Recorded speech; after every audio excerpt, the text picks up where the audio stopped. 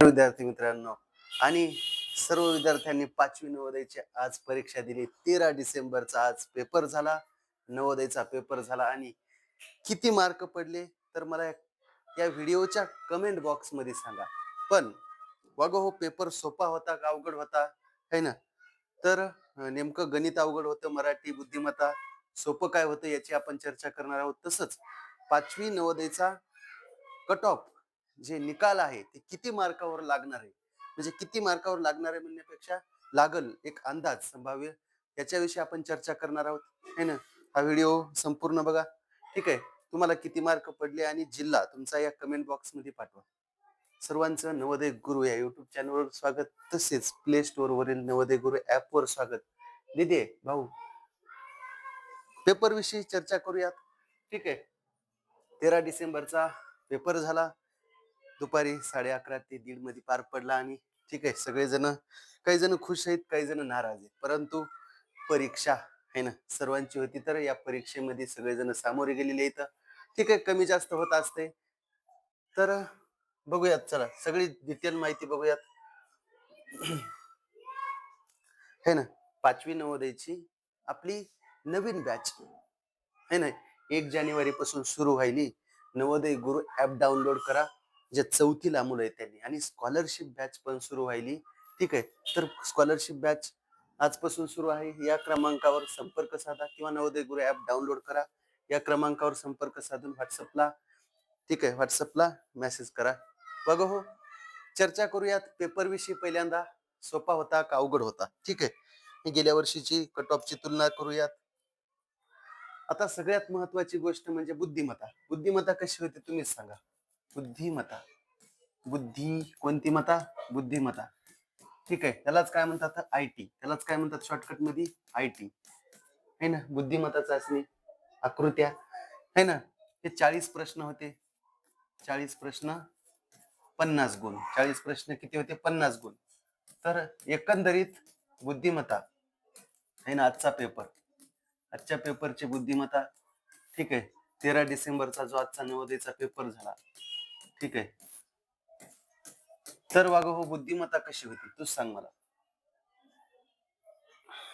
आजचो नाही रे, आजचा. ठीक आहे. आयटी 40 प्रश्न होते, 50 गुण होते है ना. ही एकदम सोपी म्हणायला हरकत नाही, एकदम सोपी, एकदम. ठीक आहे. इथं आउट ऑफ मार्क यायला पाहिजे. ठीक आहे, आउट ऑफ मार्क यायला पाहिजे. ठीक आहे, आउट ऑफ मार्क आले तर पुढे चलून काही नाही, प्रॉब्लेम येणार नाही. ठीक आहे. किंवा काही काही जणांचा एक चुकला, सर म्हणजे मग एक चुकला इथं. ठीक आहे. बरं, सोपीच होती, एवढी काय अवघड नाही. एवढी काय अवघड नाही म्हणजे काहीच नाही. त्याच्यानंतर अंकगणिताचा भाग कसा होता? अंकगणिताचा भाग बघायला झाला तर 20 प्रश्न होते, 25 गुण होते. 20 प्रश्न किती गुण? 25 गुण. आता अंकगणित बघायचं झालं तर है ना, आलेखाचा प्रश्न होता. काय होता रे? 115 कुटुंब होती आणि सगळ्या मुलांची संख्या दिली ती, त्याच्यातून सगळ्याची बेरीज 90 आली. ती वजाबाकी येणे का तुला? ढबरे ढबरे मामा, वजाबाकी येणे किती बरे आलेखाचं शिकलं होतं है ना. आपल्या गेस पेपर बघा किंवा नवोदय गुरु प्रकाशनचे पुस्तक बघा, त्याच्यातले, ठीक आहे, जशाला तसे प्रश्न आलते का नाही. ठीक आहे. काही काही ह्याच्यात थोडेसे अवघड असतात, पण हे तर लय सोपी होती. गणित तर लय सोपं होतं. तोंडी गणित होते, नफा तोटा मधली. अजून काय पाहिजे सांगा बरं? तोंडी गणित. ठीक आहे. ज्याला नफा नफा म्हणजे काय, तोटा म्हणजे काय, एवढं जरी माहित असलं त्याला बी गणित आले. फक्त एक गणित त्याच्यातलं काय होतं, सगळेजण म्हणले सर एक गणित थोडस अवघड गेलं. ठीक आहे. एक गणित काय अवघड होतं, बाकी सोपाच पेपर होता. हे अंकगणित कसं होतं? सोपच होतं. राहिला मराठीच्या विषयी. हे झालं बुद्धिमत्ता, हे झालं गणित, आणि हे झालं मराठी. ठीक आहे. आपण कट ऑफ कडे चालत. हा, मराठी. ठीक आहे. 4 उतारे होते, 20 प्रश्न होते आणि गुण होते 25 है ना. 20 प्रश्न, 25 गुण, 4 उतारे. ह्याच्यामध्ये सगळेजण म्हणले सर है ना, आम्हाला 3-4 प्रश्न अवघड गेले. बिलकुल ठीक आहे, बिलकुल 3-4 प्रश्न थोडेसे डाऊटफुल होते. ठीक आहे. गोष्ट करायची झाली तर मुलांचं चुकलंय काय?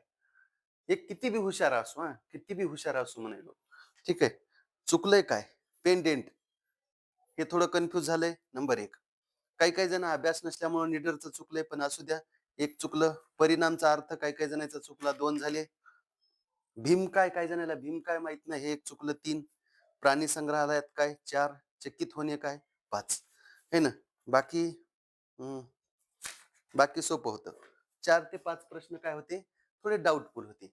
4 प्रश्न आपण तिकडे पकडूयात. बाकी मराठीचं बाकी सोपं म्हणजे काय, हे मध्यम पेपर होता. कसा होता मराठीचा, अवघड म्हणता येत नाही हा. तुम्ही 2019 ची मराठी बघा, 2019चा मराठीचा पेपर बघा. ठीक आहे, लॉकडाऊनच्या अगोदरचा, है ना. मराठी म्हणजे काय, भरपूर हार्ड मराठी होती. आणि आजची मराठी बघायची झाली तर सोपी म्हणायची, त्या तुलनेत अर्धी सोपी. त्या तुलनेत, त्या पेपरच्या तुलनेत अर्धी सोपी. म्हणजे मराठीत शब्दांमध्ये थोडेसे कन्फ्यूज आहे.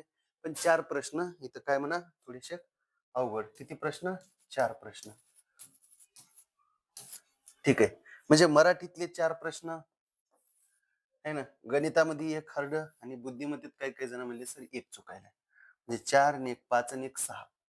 ठीक आहे, हे 6 प्रश्न डाऊटफुल म्हणजे चुकण्याच्या रडारवर, है ना.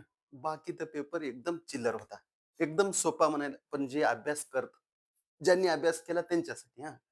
ज्यांनी अभ्यास काहीच नाही केला त्याला काहीच नाही. समजा एका जिल्ह्यामध्ये समजा 10,000 मुलं, अंदाजे सांगायलो, आपल्या प्रत्येकाच्या जिल्ह्यात आता 10च्या वरच, 10,000 समजा मुलं बसलेत नवोदय परीक्षेला. ठीक आहे, 10,000 समजा, एक अंदाज हा, 10,000 बसले तर त्याच्यात 5,000 जण ते सिलेबसच माहित नसते, भानगड एक आहे का. कधी नुसते फॉर्म भरतात, अभ्यास नाही, काही नाही. मग ते तर स्पर्धेतच नसतात. ठीक आहे, अभ्यास करणाऱ्या मुलांची गोष्ट सांगायलो. 6 प्रश्न, 6 प्रश्न आहेत, कन्फ्यूज आहे. ठीक आहे, तर वाग हो, हे 5-6 एकदम सोपा पण म्हणता येत नाही पेपर मग, है ना. आणि लय हार्ड बी म्हणता येत नाही. पण मध्यम पेपर होता. मध्यम, हे का नाही, मध्यम म्हणायला काय अडचण नाही. लय सोपा बी नाही, लई सोपा नाही. कारण हे 5-6 जर कन्फ्यूज होते तर. ठीक आहे, आता जाऊया कट ऑफ कडे, है ना. कट ऑफ किती लागेल. ठीक आहे, आजचा 13 डिसेंबरचा.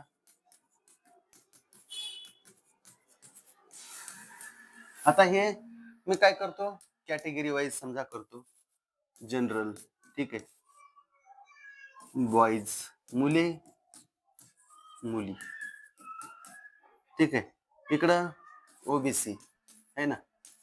इकडं एसटी, आणि इकडं एससी, कॅटेगरी नुसार केलं आपण हा. ठीक आहे भाऊ. आता याच्यात लई काय असा फरक नाही येणार, पण बघा कितीचा फरक येईल हा. गेल्या वर्षीच्या कट ऑफची तुलना करू पहिल्यांदा. आणि हा काय मी एका विशिष्ट जिल्ह्याचा सांगा नाही, म्हणजे सगळ्यानुसार समजा अप्रॉक्सिमेट. आता कोण्या जिल्ह्याचा कमी होऊ शकते, कोण्या जिल्ह्याचा वाढू शकते, कोण्या जिल्ह्याचा कमी होऊ शकते, कोण्या जिल्ह्याचा वाढू शकते. ठीक आहे, पण गेल्या वर्षीच्या तुलनेनुसार एक अप्रॉक्सिमेट, अंदाजित हा, अंदाजे गेल्या वर्षीच्या तुलनेत हा.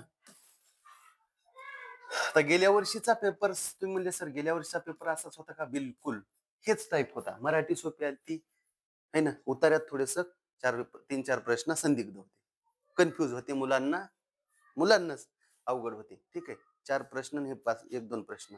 पण बुद्धिमत्तात तर काहीच नाही, चुकायसारखं नाही. गणितात एखादं म्हणले सर सगळं चुकायले आमचं, एक तर आलेखात चुकायले, आणि चौमी आणि चौसेमी मध्ये चुकायले, वर्ग सेमी आणि वर्ग मीटर मध्ये. ठीक आहे, बाकी मराठीत 3-4. ठीक आहे, तर गेल्या वर्षीचं बघूत आता. गेल्या वर्षी, है ना, इथं जनरलची गोष्ट करायची झाली. ठीक आहे, तर आता ह्याच्यात ग्रामीण आणि शहरीचं बघा. आधी ग्रामीणचं बघूयात. ठीक आहे, हे ग्रामीणचं बघूयात आधी हा. सगळं ग्रामीणचं बघूयात. ठीक आहे, आणि ग्रामीणचं बघितल्यावर नंतर शहरीचं बघूयात. ठीक आहे, इकडं बघ, मुलाचा जनरल कॅटेगरी. जनरल कॅटेगरी म्हणजे 80, ओपन कॅटेगरी 80 प्रश्नापैकी किती प्रश्न बरोबर. ठीक आहे, आता गेल्या वर्षी तुम्हाला सांगतो, प्रत्येक जिल्ह्याची जर तुलना करायची झाली तर 176 प्रश्नावर पहिला नंबर, म्हणजे मुलं लागले होते किंवा पात्र झाले होते. ठीक आहे, 76 प्रश्न. ठीक आहे, 76 प्रश्न मुलं गेल्या वर्षी. तर या वर्षी आपण समजा 76 जर धरलं तर काय अडचण नाही. 76 वर एकदम सेफ राहील. एकदम सेफ म्हणजे काय, बिलकुल नाही. ठीक आहे, त्याच्यात एखादा कमी एखादा जास्त. ठीक आहे, मुली बिलकुल 75 वर बसणार. 80 पैकी सांगायलो, 80 पैकी. 80 पैकी. हा, ठीक आहे.